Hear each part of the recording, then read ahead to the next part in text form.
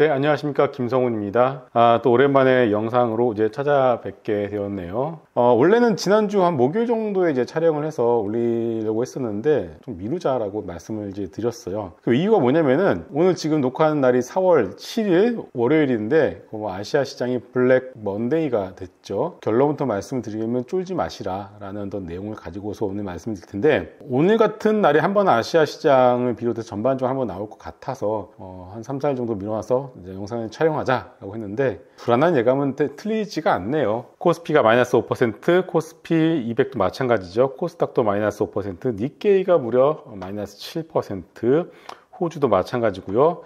홍콩 항생지수도 마이너스 13% 정도나 이제 거의 급락이 나왔습니다. 일단 이 상황을 우리가 어떻게 좀 봐야 되고, 이것이 기회인지 아니면 지금이라도 주식을 다 팔고 도망을 가야 되나, 이것에 대해서 궁금하실 분들이 정말 많으실 것 같아요. 저도 마찬가지로 이 부분에 대해서 매일매일 고민을 하고 있는데, 같이 자료를 보면서 살펴보도록 하겠습니다. 일단은 이번 사단의 이유는 바로 이거죠.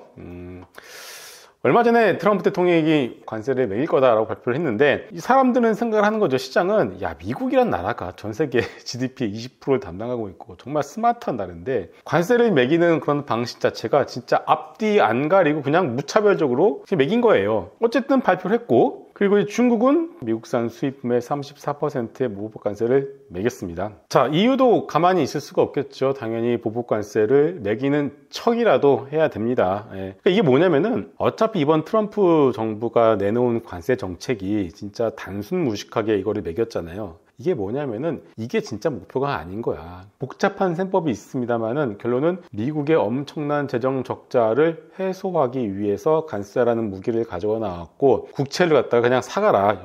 영국채도 사가라는 거예요. 그러니까 이런 상황에서 지금 관세를 무기 삼아서 자꾸 이런 식으로 들이대다 보니까 시장은 뭘 제일 싫어하죠? 불확실성을 제일 싫어하죠. 그러다 보니까 시장이 좀 패닉 셀링이 나오고 있는 상황이다 라고 봐야 될 것 같고, 또 인도네시아 같은 경우는 항복했어요. 그럴 수밖에 없겠죠. 근데 인도네시아, 베트남 이런 국가들이 중요한 게 아니고, 가장 중요한 건 중국과 유로존인데, 일단은 이쪽에서는 좀 더 모자란 식으로 이제 나오고 있습니다. 자, 또 하나, 지난주 금요일 밤에 실업률이 나왔어요. 경기 침체 바로미터 중에 하나가 바로 실업률이죠. 이 실업률도 4.1이 예측치였는데 4.1로 또 올랐어요. 물론 관세가 지금 실업률에 당장 영향을 미치지는 않았을 겁니다. 앞으로 나오는 경제 정책들, 매크로 지표들이 이런 것들이 그렇게 좋지는 않을 것이다 라고 지금부터 미리 걱정을 끌어다가 현재 주가의 가격으로 하방으로 가격을 반영을 시키고 있는 상황입니다. 자, 이런 상황인데 또 금요일날 새벽에 파월 의장의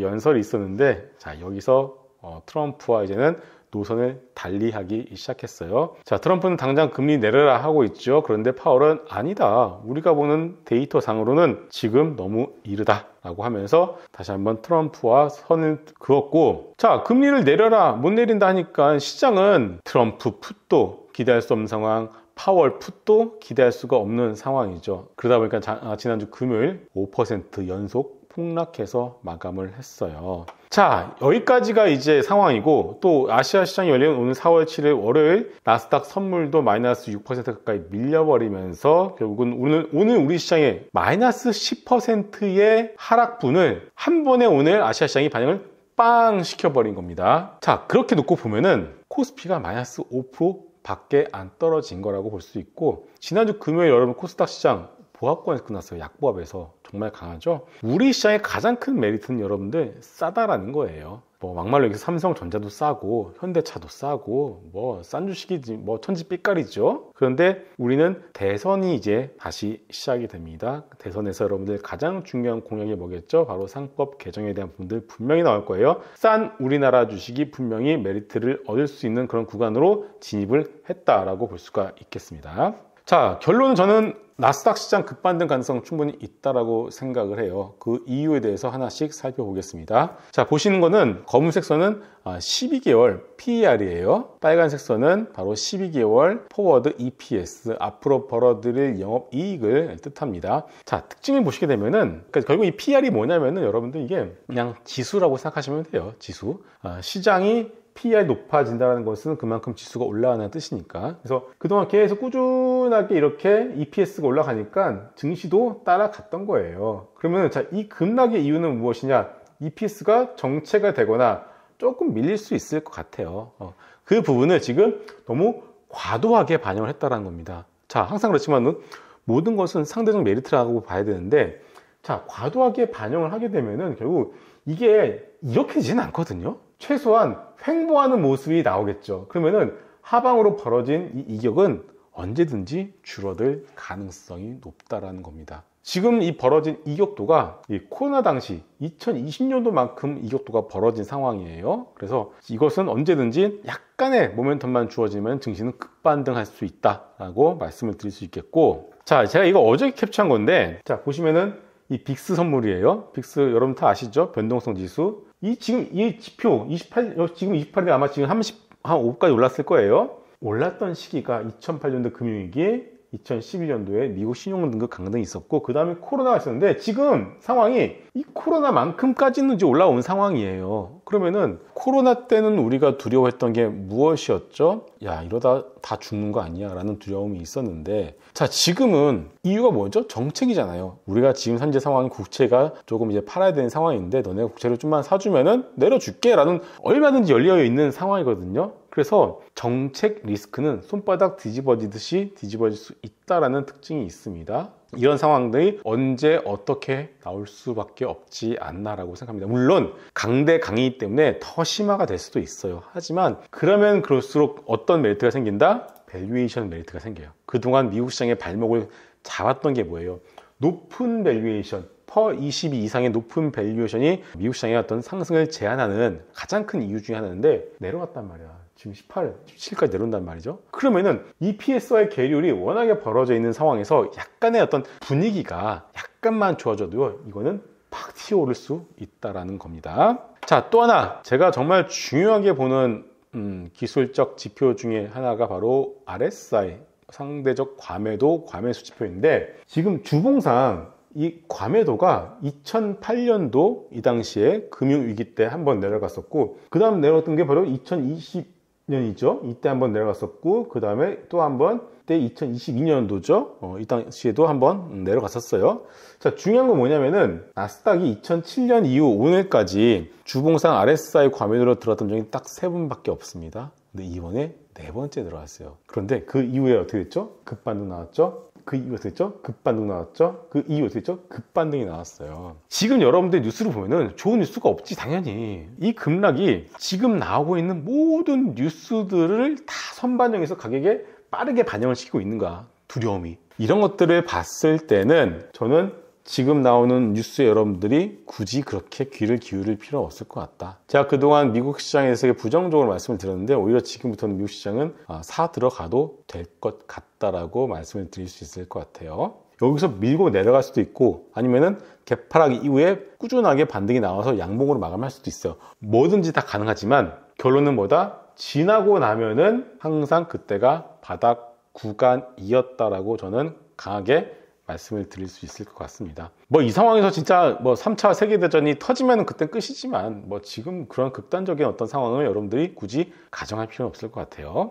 자, 또 하나. 자, 피어웨인 그리드 보시게 되면은 이게 4까지 내려왔습니다. 이거 여러분들 많이 보셨죠? 2008년도 금융위기 때가 12였어요. 근데 지금 4야. 코로나 때가 최저치 2를 찍었거든요. 지금 4야. 결론은 뭐다? 어차피 벌어들이는 EPS가 있는데 이게 갑자기 빵 되지는 않거든. 미국이잖아요, 여러분들. 그러면 이게 밑으로 밀릴수록 리바운딩이 더 강하게 나올 수 있어요. 또 하나, 자, 비트코인을 제가 캡처를 했는데, 이게 어제 밤에 캡처했는데 오늘 좀 밀렸어요. 밀렸는데 그럼에도 불구하고 비트코인 잘 버텨주고 있다라는 겁니다. 저는 항상 비트코인과 미국 주식은 결국 동행한다라고 말씀드리고 있는데, 자, 비트코인이 그나마 잘 버텨주고 있다라는 건 무슨 뜻이에요, 이게? 그러면은 하방으로 벌어진 증시가 비트코인을 따라서 오히려 반등이 나올 수도 있다라는 겁니다. 물론 이제 반대의 경우도 있겠죠. 반대로 이러면 비트코인이 우리 하방 변동성을 보이고 있는 미국 증시를 따라간 것 아니냐라고 할 수도 있겠습니다만, 저는 어쨌든 지금 잘 버티고 있는 비트코인은 우리가 무시해서는 안 될 것 같다 라고 말씀을 드릴 수 있겠고요. 자, 결국은 그렇다면 그러면은 트럼프가 저렇게 강하게 나오고 있는데 생각을 바꾸겠어? 라고 하실 수 있겠죠. 그런데 점점 더 트럼프를 압박하는 그런 상황이 벌어지고 있습니다. 첫 번째는 의회가 압박을 느끼기 시작했어요. 이게 왜 났을까요, 여러분들? 유권자들이 이제는 야, 너네 뭐하냐, 트럼프 지금 저렇게 폭주하고 있는데 하는 압박이 들어갔어요. 자, 또 하나는 전국적으로 안티 트럼프 프로테스트, 이게 뭐죠? 트럼프한테 손 떼라, 뭐 그런 식으로 해서 현재 트럼프의 너무 강력한 정책에 대해서 반대하는 시위가 나타나고 있다입니다. 자, 또 하나, 빌 에크먼 여러분들 아실 거예요. 투자들 사이에서는 중요한 구루로 평가를 받고 있는데, 이 빌 에크먼도 이 트럼프를 지지했었거든요. 네, 빌 에크먼도 슬슬 손을 떼기 시작했어요. 야, 이러면 안 된다. 트윗을 날렸고요. 자, 미국의 싱크탱크, 이게 공화당에서 만든 게 있는데, 트럼프 관세가 오류가 심각하다, 계산 잘못했다라고 또 발표를 했습니다. 자, 그리고 제가 또 좋아하는 투자 구루 중에 한 명이 스탠 드라켄 밀러라고 하는 분이 계시는데, 자, 이분이 뭐라고 썼냐면은 저는 10%를 초과하는 관세는 반대합니다 라고 썼어요. 근데 이 사람 트윗을 안 해요. 평생 5번도 안 했대. 그런데 트윗을 날렸어요. 자, 이거 중요한 게 뭐냐면 여러분들, 시위를 국민들만 하는 게 아니라 이런 투자 구루들도, 빌 에크먼, 스탠 드라켄 밀러도 자기 나름대로 방식으로 항의를 하고 시위를 하기 시작했다는 거예요. 정말 중요합니다. 자, 그리고 또 하나 뭐다? 이 상무장관 루트닉 이 사람이 있는데, 이 사람이